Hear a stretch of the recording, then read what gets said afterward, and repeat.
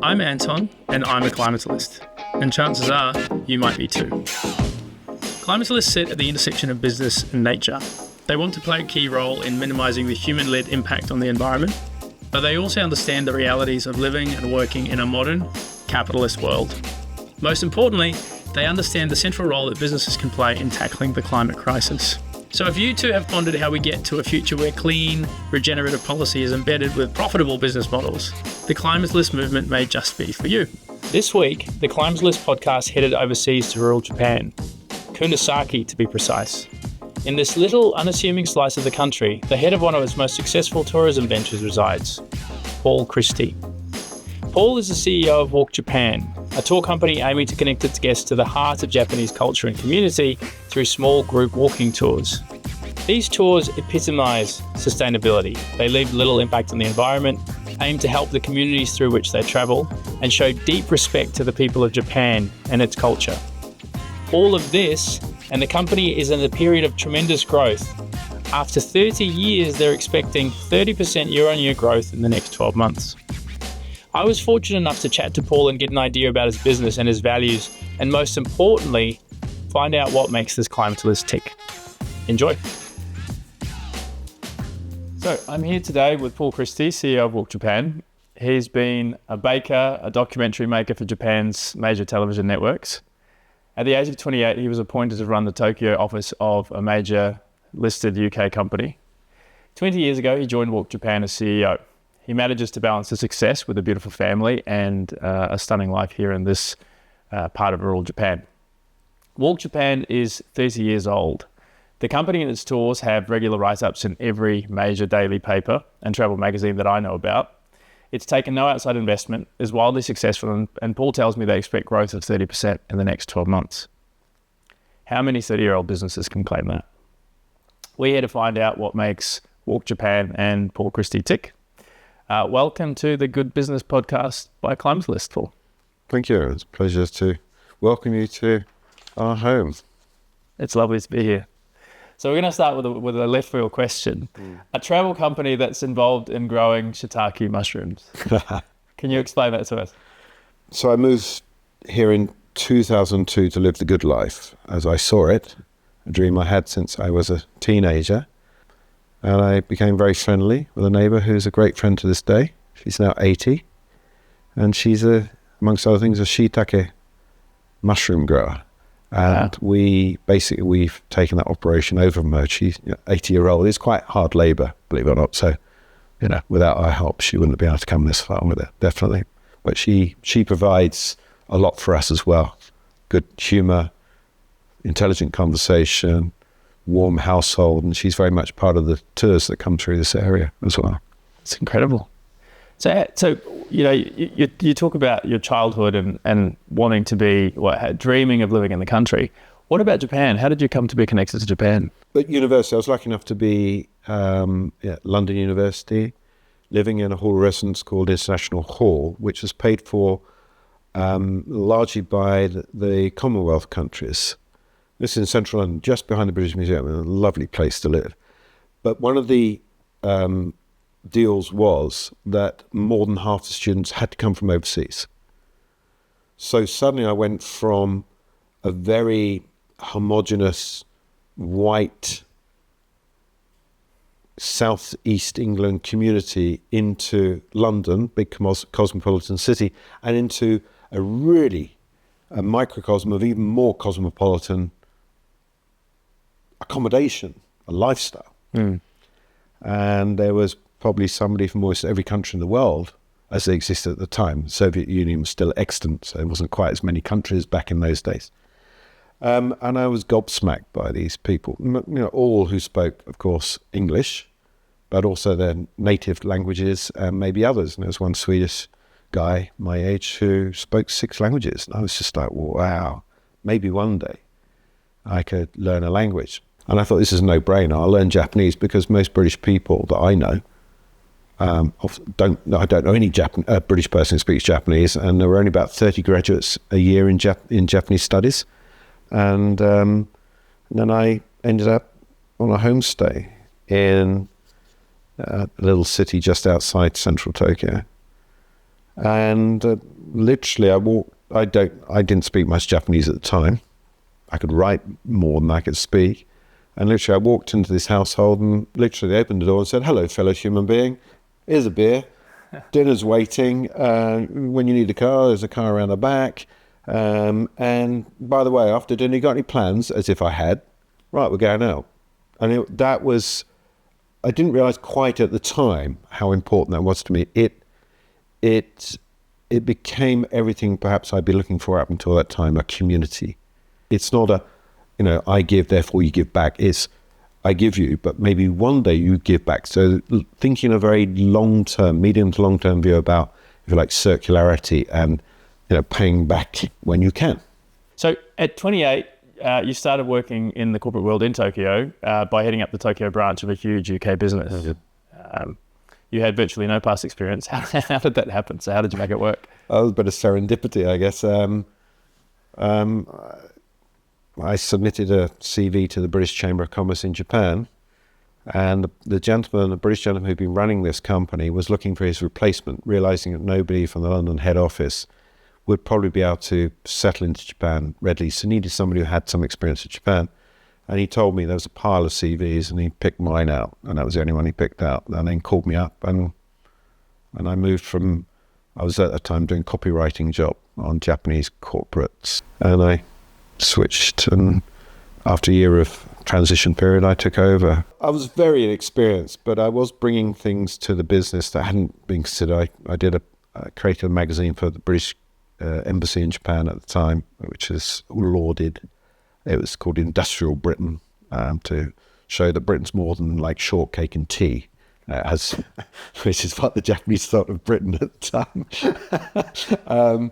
All that experience was what has probably allowed me, with my colleagues, to build Walk Japan up into the successful businesses today. So then from 1994 to 97, you were making news and doing documentaries. How did that come about? A Japanese broadcast company's London office needed extra hands. It's when mad cow disease, there was a big outbreak of mad cow disease in the UK. I think it was about 96 or 7, and they needed more people to help them cover this major story. And so I had a phone call from one of the staff there, an English lady. She called me up and said, "Well, I've heard that you speak English and Japanese. Could you come in for 2 weeks to help out?" I said, "Yeah." And I spent the next 2 years there. But then went freelance working with that company and also with Japan's public broadcaster NHK in their London bureau as well. What was the wildest, most out there experience you had? Going to Angola in about 2000, something like that. That was wild. I mean, I don't know whether it's any better now, but it was, you have to be very careful there. I actually ended up very ill. I was food poisoning. Why? Stories go. I did Diana's funeral, Princess Diana's funeral. We did whiskey stories. Went to Isla, that was great. We did the world's third worst air disaster, which was immediately after the whiskey story I just thought of. So I went from the sublime to, not the ridiculous, to like disastrous. Literally, we got back in the office on this Tuesday, and Tuesday evening we were flying out to India to cover this disaster. 2 planes had collided over New Delhi. That was pretty traumatic. But I really enjoyed the process of working with some very skilled people, Japanese and European. Maybe some Americans are involved as well, who were good at camera work or sound, or and got the job done and efficient. We got the package done with no problem. We got what we needed, and then we sent it off to Tokyo for broadcast in Japan. That experience was very important for Walk Japan as well. How people working together can be very creative, very productive, very efficient. I mean, that's what business is about. Let's turn to Walk Japan. So you took over the business from its original founders. Before you became CEO, what was your first encounter with the business? It was while I was working in TV. There was like a clique of English and Japanese speakers who largely studied together at the same university. So anyway, I was asked by one of those people in the TV industry whether I'd like to become a tour leader for Walk Japan. That was the beginning of it. I was like, yeah, It was a pay cut. We were paid more working in TV, but we were paid, our flights were paid to come to Japan. Mm-hmm. When I was here leading tours, and I hadn't done that before. But it's interesting working with a group of people who beforehand normally you don't know.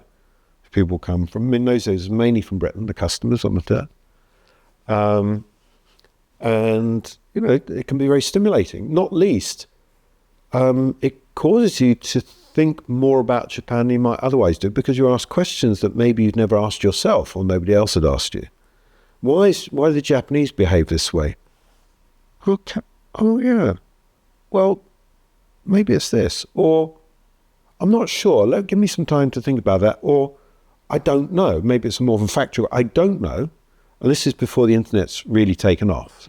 Becoming a Walk Japan tour leader gave me the opportunity to immensely broaden and deepen my knowledge about the country and its people in a way that not many other jobs would normally allow you to do, because normally you're more narrow focused.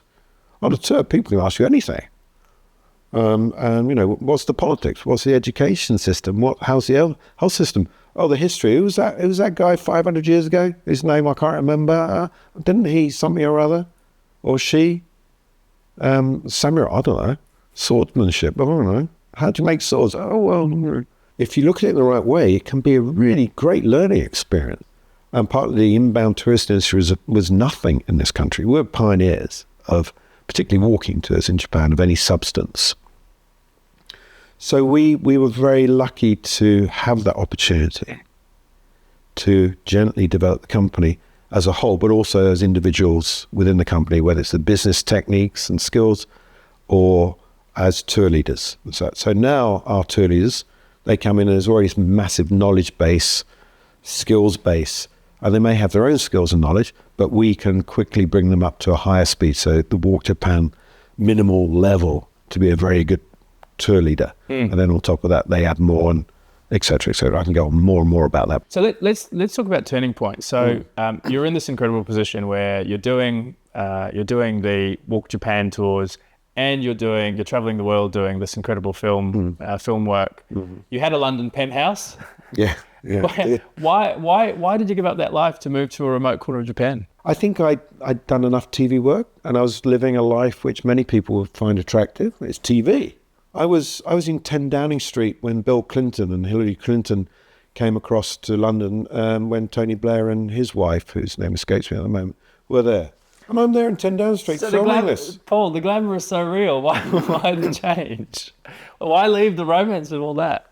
Maybe I like work. Maybe I didn't realise that once I came here that Walk Japan would grow so well. I was very engaged with it, and it gave me a lot of fulfillment. I'd be doing everything in the early days. I was doing so much that I didn't have time really to hand off to other people. And then 2011 happened, which was the tsunami and the nuclear power station meltdown. And it was like, there was the silver lining in that very dark cloud was that we had to stop the business for 6 weeks. We couldn't do any tours. But it was a chance for me then to hand off to a colleague who'd been working with me for a while, who is now my partner in the business. And I think that's probably what a lot of smaller businesses have a problem, is actually handing off in a way, because like I'm so busy to find that time to hand off to somebody else to make sure that they can take over smoothly, if you like, from what you're doing. But that was our great opportunity. So speaking of room to grow, you bought a block of land, which you took us on a tour. When I first came here. Yeah, when you first came here. What did you learn from working with it? Taught me, if nothing else, that sometimes you have to be patient. You have to wait. Now I'm dealing with nature. Nature doesn't suddenly, you're not flipping a switch. And the piece of land we went to, when I bought that, it was like a wasteland. And now it's very green and verdant. And a lot of that is actually leaving nature to do its own thing. But a lot of it is there is a lot of hard work in it as well. Physical work. But I'm sure it's going to be something else. It's already extraordinary, but it's going to be something else as we move along. But it will hopefully be a microcosm of something that is very holistic, if that's the right word. Something that incorporates a lot and works as much as possible in harmony with nature and humans, rather than trying to impose all the time, which is very easy to do in our world. You became CEO of Walk Japan in 2002. How big was the business then? So most of the business came through a big British operation, traveling organisation. The rest was mainly from Hong Kong, and mainly expats in Hong Kong, because that's where Walk Japan started and is still headquartered. The relationship with that company was dissolved. That happened, and as it happened, I said to the partners, basically the founding partners, well, let me run the business. They're busy with their academic work. They're both professors in Japanese studies. And they said, all right, and I'll make me partners up. Yeah, all right. But really, there was only room for one person. The number of tours we were doing sort of went from, 12 a year to 2. So that's why I was doing everything at first. And I wasn't being paid for the office work, but I was being paid to run the tours, and I was happy to do that. I was living here. It's very cheap to live here. I was happy. I was enjoying it. And also it gave me time to work on the land I had purchased, do some other things, enjoy the company of locals around here. I've gone from the centre of London. I was living and working in the centre of London to the back and beyond. And I was happy as Larry. So from two tours a year to 50,000 nights a year, did you have a vision back then for what the company could be? No, I thought of it as just like pocket money. It was me and a dog, and then it was another one and a dog. Then there was 3 people, and we got rid of the dog. And then it just grew and grew. And then we had a guy who came and lived with us, and he was sleeping on the floor in the office. It's like, we just did it. We had big desks. There's this, which we still have, which I built. And that's the legendary desk of Walk Japan. We had 3 people sitting at a desk. We had 2 big screens up and had a desktop, like a tower computer. And we just all worked from that. The 3 of us lined up like 3 monkeys. And then we just got traction, particularly in Hong Kong and Australia. And I would be introducing new tours, and by this time by 2008 we're probably 8 people. A few years later we're 10 or 12. And I remember introducing a new tour, and one of my colleagues who's still with us said, Paul, but don't keep creating new tours. And no, we have to. This is part of what it's about. Like, I want to keep things moving forward. So why? Initially, you were here. It was idyllic, beautiful. The dog, everything makes sense. Why continue to stay here? Because as I understand it, there's a big culture of moving to Tokyo when things start to take off. Well, I'd already experienced Tokyo. I'd already lived in Tokyo and worked in Tokyo. I lived nearby as a student. Lived in the centre of Tokyo when I was running this operation of a far-flung operation of this big British company. And I thought, why? There's this tendency, particularly in Japan, but probably anywhere, to be centred on the big city. But why? The internet was beginning to take off, even here. No, we don't have to be in the centre. Also, it's cheap here. And we didn't have much money. So I know we can do it here. And essentially, even now the company is very much hybrid company of people working at home, people working around the world. We were used to this even before COVID, so I thought it'd be like most companies would be straightforward. Oh, COVID happened, okay, we'll work from home. I was like, suddenly I'd be reading from big companies. Oh yeah, very quickly we established a pattern of working from home. I thought they'd already been doing it. For us, it was just so easy. We shut down our Tokyo offices, and I had been living in Tokyo briefly with my family for business reasons, but COVID, it was like a no-brainer just to come back here. I don't feel the need to be particularly adventurous these days, but the idea that, yes, I can go off and do that without any particular restriction, and that was eminently possible here. And I had loads of land to look after.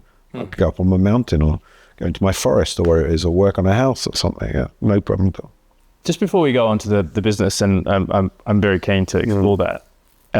Here in Kunisaki, nature is everywhere, although it seems to recede into the background. How do you think that influences the company and the way that you operate?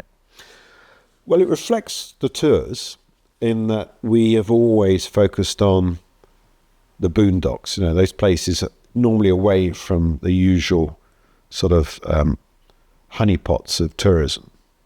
It's not that we ignore them, but we're more interested in introducing what might be argued as the real Japan. The two founders, one was a specialist in Japanese history and the other one was a specialist in Japanese social geography. They focused on areas that were back and beyond in Japan largely in their research work and with their students. Now they started to take students from Hong Kong University walking along this old highway, and nobody else was walking it, not since the heydays of the Edo period, or the latter days of the Edo period, which finished about 1868. And then Japan started to turn into a modern nation state, from feudal state to modern nation state, and they brought in the railways, they brought in modern roads and all the rest of it. So this old road which had been a major highway, a major byway in Japan, an important strategic asset for the shogun and his cohort, became like a backwater. But it's fantastic. They started walking it. Probably the first people to walk it in any meaningful fashion in I don't know what, over 100 years. And nobody else is doing it. Why walking? Why not a bus? A bus, if it's full of foreigners, is a foreign enclave going through another place. So you're looking at Japan through glass windows. It's all very nice, but you're not mingling with, you're not getting into Japan. Then if you end up at a major site of interest, the Golden Pavilion in Kyoto, you'll meet Japanese people there, but they're working there. And so they're used to lots of people coming through. They may be very pleasant, but they don't really have time to spend much time with you. They're being functional and polite and welcoming, but that's it. They're selling you a ticket. They may be guiding you around, but you're not going to meet them at home. You're not going to meet them in a bar or a restaurant, because then you're back on your bus and off to your hotel where you're in a big group of foreigners, and you're not going to enjoy that, some of the best of Japan, which is the people. Walking is what humans are designed to do. It's, almost everyone can do it well. They may be faster or slower, but there are not many people who cannot walk. Maybe through accident they can't, or disease, or illness, whatever. And when you're walking, all your functions, your senses are working properly. Your sight is working properly. You've got time for your sight to work properly. You've got time for your hearing to work properly. So it's not hard to, as you're walking along, to look behind you or look to the sides and focus on something. Look broadly, focus on something or immediately afterwards, like a flower or a lizard or something. It's a medium for us to have some exercise and become very intimate, become part of the nature around us, become part of the society around us, meet people very readily. And we do. All the time. Some people know we're coming through, and maybe they're part of the tour. I mentioned this lady who lives near here, and she is part of our tour. She had, we reckon, 600 of our customers through her house last calendar year. She's just an ordinary farmer.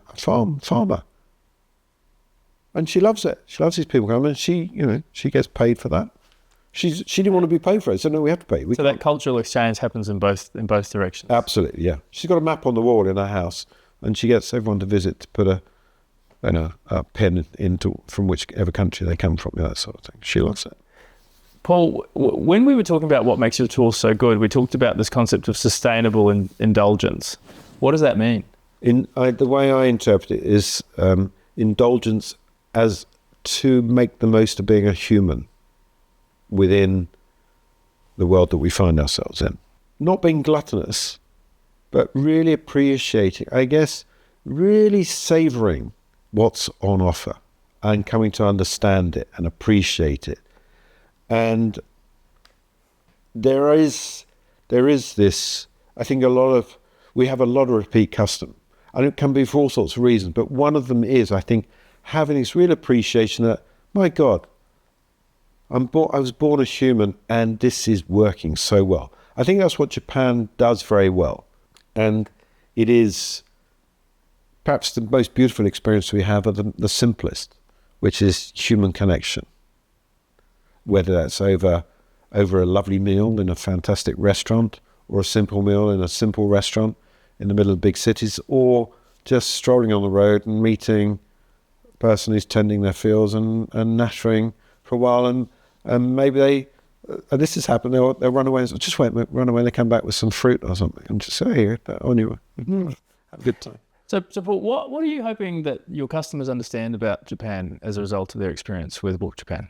I have always wanted people to appreciate Japan the way that I came to appreciate Japan and the Japanese, because I think it's taught me a lot, and I know it can teach many others a lot of wherever they come from.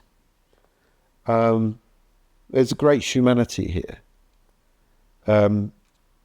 because of the way that the Japanese structure and behave within their society.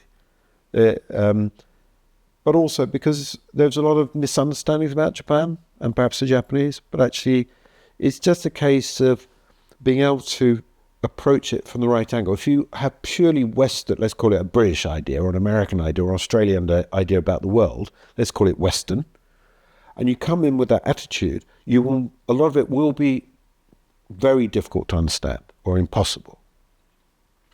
But if you say, well, look at it from this perspective, which is understandable, and then you can see all the pieces dropping into people, the pieces dropping in to make it, oh yeah, I get that. Yeah, that makes sense. And I think that's what a lot of people, if you come to Japan, there's very few people who come to Japan once and think, I'm never going back. Because even if your experience is, from my perspective, limited, it can still be very enjoyable. But it's like, yeah, how much more is there to go? And that's probably true of any country. Difference is here, 99.9% of the Japanese people are they're very willing and accommodating and very happy to try and make your experience in Japan the best that it can possibly be, whoever they are. So let's change tack and talk a little bit more about the back office of the business. So you talk about repeat customers. Where do your new customers come from? New customers? Well, word of mouth is a lot of that. Obviously, if somebody's had a great experience, they're going to talk about it. And they dine out on their experiences, their memories of the tour, and Japan in this case, for many years. And that encourages them to come back, so they become a repeat. Second one is they're telling these people, and these other people, wow, that sounds fantastic. Okay, they say, hey, go to Japan, it's great.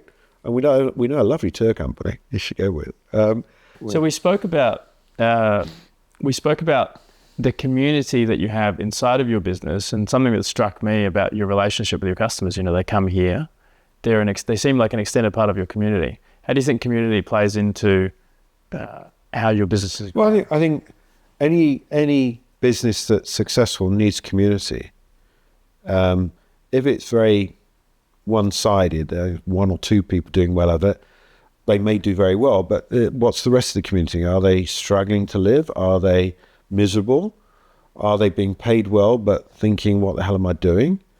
Or is community something where everyone feels part of it and feels enthused by it and feels that there's more to come out of it and that there is positive? And that's what I think we achieve on tours. And then in the wider community of our, if you like, our colleagues, and then the wider community, our neighbours, our suppliers, and just people we meet when we pass on the street. That's how I see it. It's all a very symbiotic whole. And when that's anywhere where that's working well, that's when human beings really start to become creative and progressive and more thoughtful and more supportive and know they're going to be supported. Of course there are problems, but it's much easier to work through them. And also, there's not the friction that dissipates energy, which can be better spent being more creative or being more productive or more positive. Let's get specific.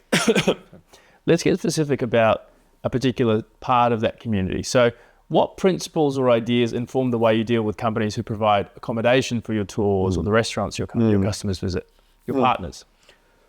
Well, we want them to feel that there's a medium to long-term future for their businesses. So of course, cost is an important thing, but we don't want to squeeze them just that we can improve our profit margins or keep our prices lower than maybe our competitors.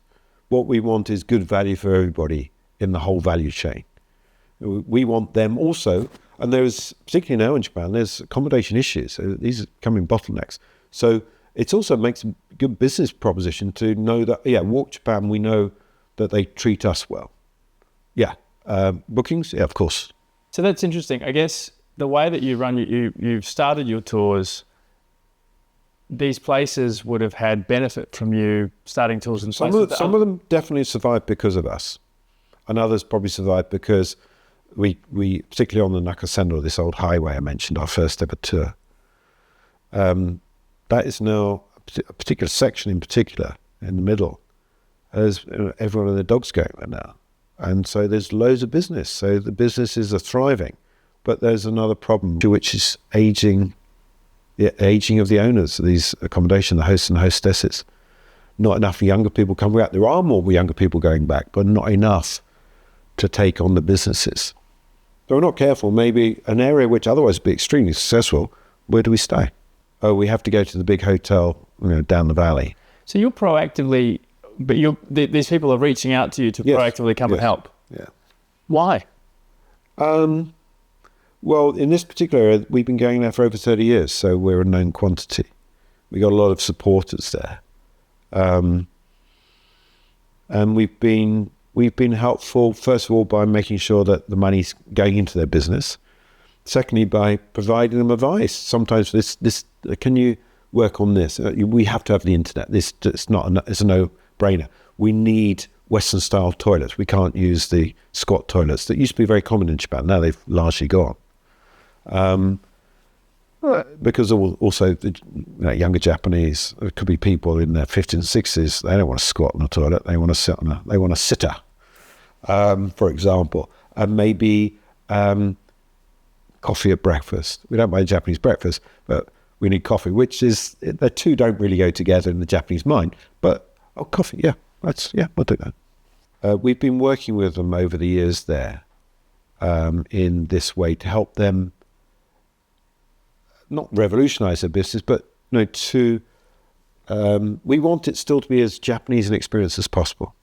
But there's certain things which you can change which are not going to really upset that balance.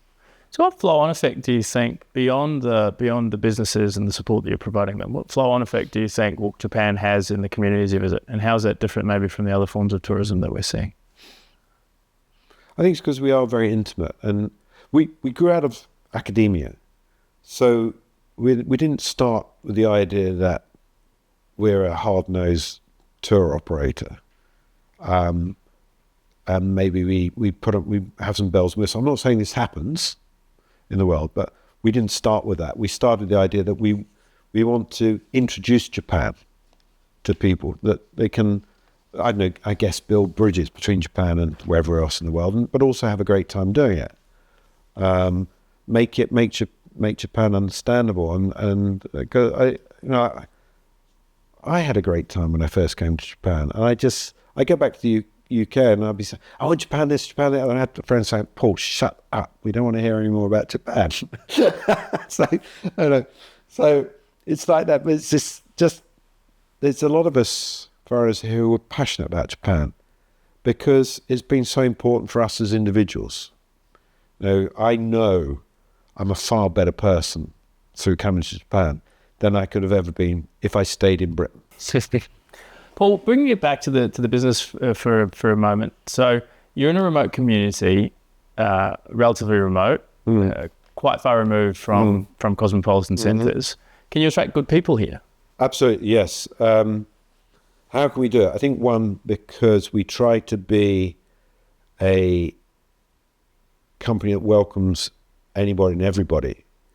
As long as you're a good worker, you want to learn, you want to reflect on things, you want to support people, you want to be supported.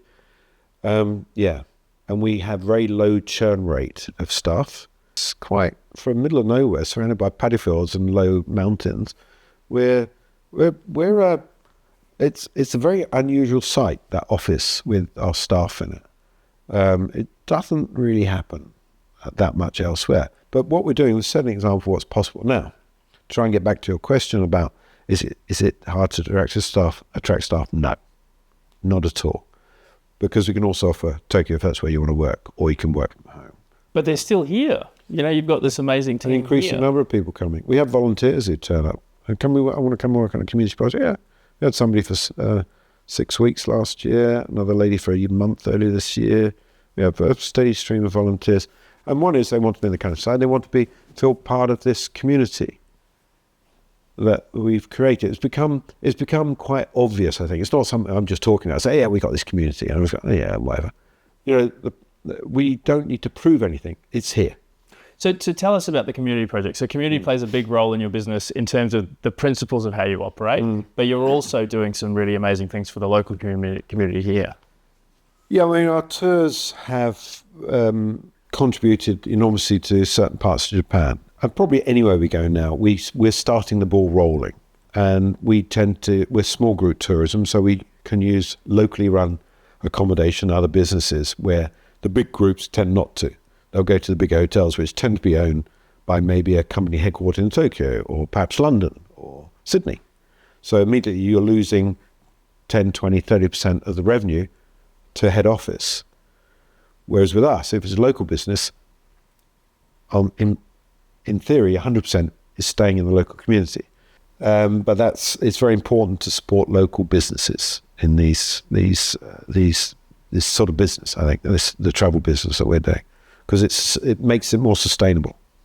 How can we repopulate those areas where perhaps people are needed most? And that's what we can do here. The average age in the village here is about 80. Average age. So things are closing down. Since I first came, all sorts of things are not happening that used to happen. We are definitely bringing people into the area, whether that's new immigrants, both Japanese from other parts of Japan, or overseas, people from overseas. We have both. But also people who used to live here and have come back, or people who would otherwise left because they couldn't find employment they wanted to do, but stayed because they found employment with us. Then declining population tends to mean you have empty properties. So we've taken on a lot of empty properties. This was empty for at least 5 years. There was no buyer. We have 2 offices in the village. Those were empty properties.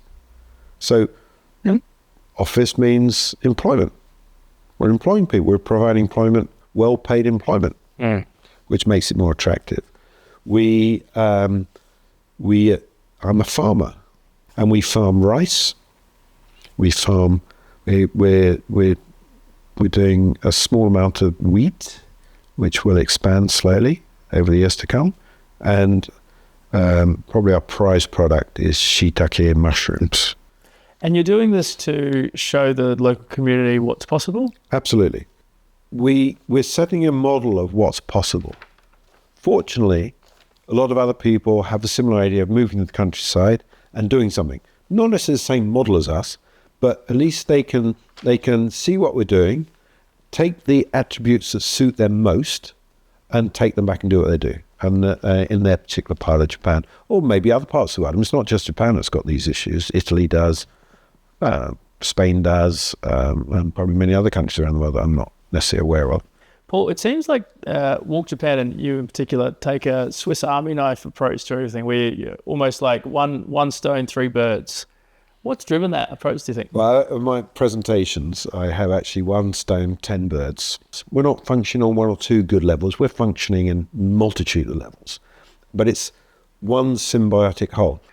There are no shortcuts to organic growth. It's so I have a question here, which is, what's a key idea for someone to grasp in building a business like yours? And I think that might be it. Well, we were lucky. I think if somebody said to me now, Paul, could you build a business like Walk Japan? I said, we would struggle. So we were just the stars came to beautiful alignment and kept staying there. And even when we had problems like the tsunami and the nuclear power station, like COVID, it was also a growing experience. It turned into a positive experience as well. So again, crisis is opportunity. Yeah. If someone came knocking on your door tomorrow and said, I want to invest $100 million in your business, Paul, what would you do with it? We probably, it wouldn't go into the tours business as it is now. We would put it into accommodation. That's the next big thing. As I mentioned, that even in an area which now has got all the customer it needs, there's not enough people yet to take over the businesses. But if they don't start appearing soon, those businesses close down and maybe never reopen. So it's a matter of urgency. So that's where we're looking. I think we can do it because we know from the user end what we want. So we know what we need to give if we're going to be in the hotel trade, accommodation trade. But then the problem is, can we get the staff to do the great cooking? We're not chefs. So it's a question of whether you continue in your role as a custodian or as a supporter of the community, or you intervene. Well, this would still, in a sense, it becomes it's an extension of the community project. And it keeps everything else going. It's part of the community, which comes around to we're all part of the community project in a sense. We are the project, all of us.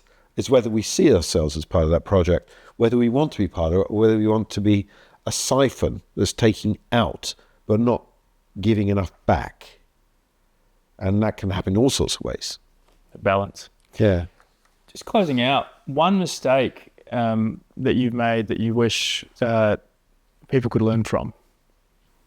Not being patient enough with colleagues who not understanding what I'm saying, which may be because I'm not explaining it very well, which is a problem I have.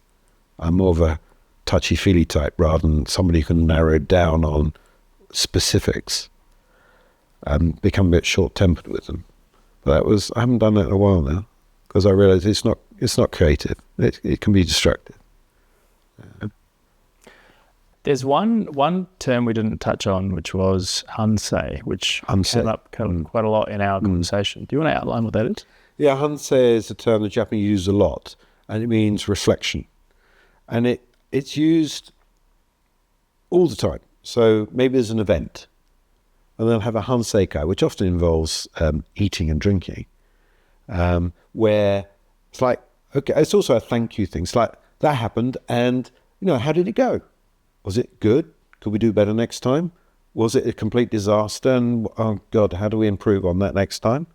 So it encompasses, if everyone reflected on everything that we did, I think, people who meditate probably do that. Good and bad, reflect on it. And I think that's a very powerful tool in our human armory. Armory maybe it's not the right toolbox. Armory's not the right word, is it? Toolbox of. It's fascinating. It's again taking the example of nature. You encounter an obstacle and then you either push past it or you work your way around it. But either way, you learn as a result. Yeah, sometimes head for something, but sometimes it doesn't work out. But it doesn't mean to say that the path you've taken wasn't valuable in itself. And maybe at that point you can see, I go off in that direction or this direction.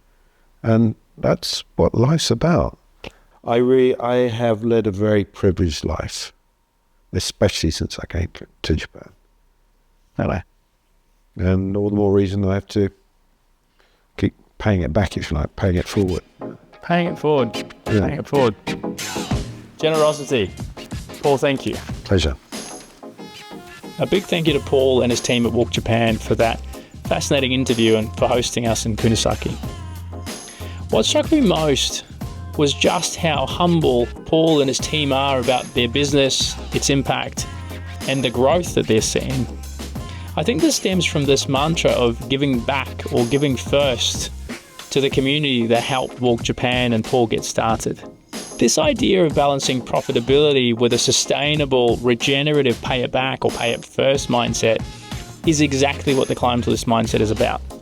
And Walk Japan shows that it's possible to balance growth and impact.